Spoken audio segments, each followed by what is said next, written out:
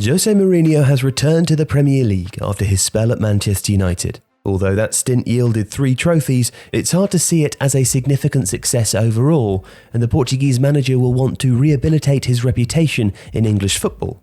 At Tottenham Hotspur, he has an excellent opportunity. A squad of high quality, a well-developed infrastructure, and a new stadium all mark out Spurs as a club heading in the right direction, just in need of freshening up.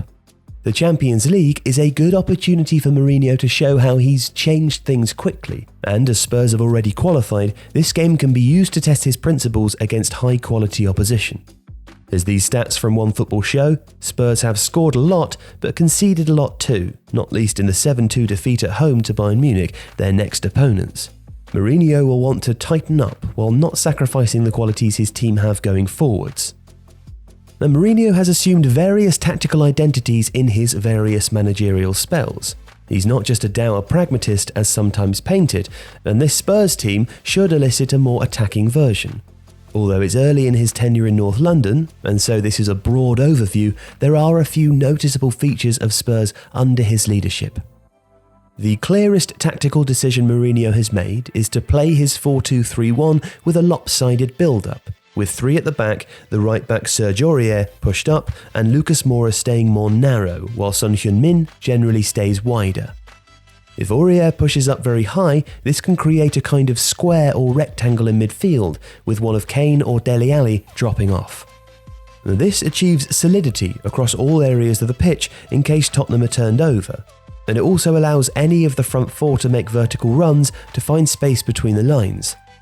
Mourinho has clearly decided that the long-range, penetrative passing of Toby Alderweireld is a significant weapon in his team's armoury, while also looking to maintain the rapid movement between the lines that was a Spurs hallmark under Maurizio Pochettino. Spurs' build-up positioning allows them to advance the ball securely with myriad passing options, while Alderweireld assesses his options and decides whether to launch the sort of through pass that yielded 2 goals against Bournemouth.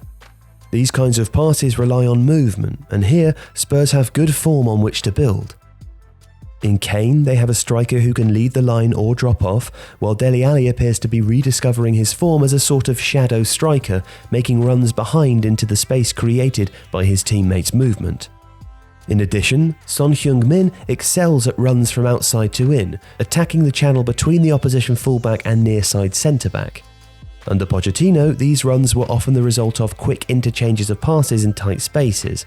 Under Mourinho, the same sort of runs instead are coming from more direct passes, although Spurs will still be capable of generating attacking options in tighter areas between the lines.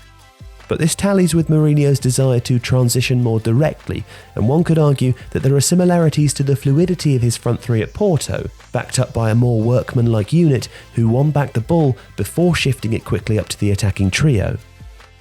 Now, it's no secret that Eric Dier was coveted by Mourinho when he was at Manchester United, so he's likely to be the fixture alongside Harry Winks in the double pivot. Generally, they're playing pretty narrowly in front of the back 3 or 4. Dier is obviously a ball winner, while Winks is a steady passer, capable of clever through balls but not generally a go-to progressive passer from deep. Mourinho has options. Christian Eriksen, Giovanni Lo Celso, Tanguy Ndombele and Moussa Sissoko are all very different players and could add different things: creativity, high-volume progressive passing, ball carrying and pressing to varying degrees. It's likely that Mourinho has decided to build directly from the back in part because his current first choice can shift the ball quickly to those who can do more damage or be bypassed altogether by Alderweireld. But a Winks-Dier double pivot isn't exactly optimal, especially against teams who sit deep and deny Spurs space between the lines. And given that the front unit seem well suited to Mourinho's style and preferred 4-2-3-1, it's unlikely that Spurs will shift to a system that gives 3 in midfield, especially given that Dele Alli is well set to become the key player under Mourinho. Instead, the Portuguese manager will probably end up choosing who works as a midfield pair on a game-by-game basis and making frequent changes in-game to this area too. He has options, but to retain speed of transition and the team's shape, it's not yet clear how he'll use them. The new manager has to work quickly. Spurs are playing with the sort of defensive compactness that Mourinho wants while pressing intensely, at least in the first half of games. A high defensive line, direct, quick transitions and a mobile front attacking unit with pace and intelligent movement are also what one would expect of a Mourinho team. At Spurs, he has most of the building blocks to fashion a side capable of playing his preferred style of football, which is probably why he's been able to start his tenure successfully and adapted the side pretty quickly.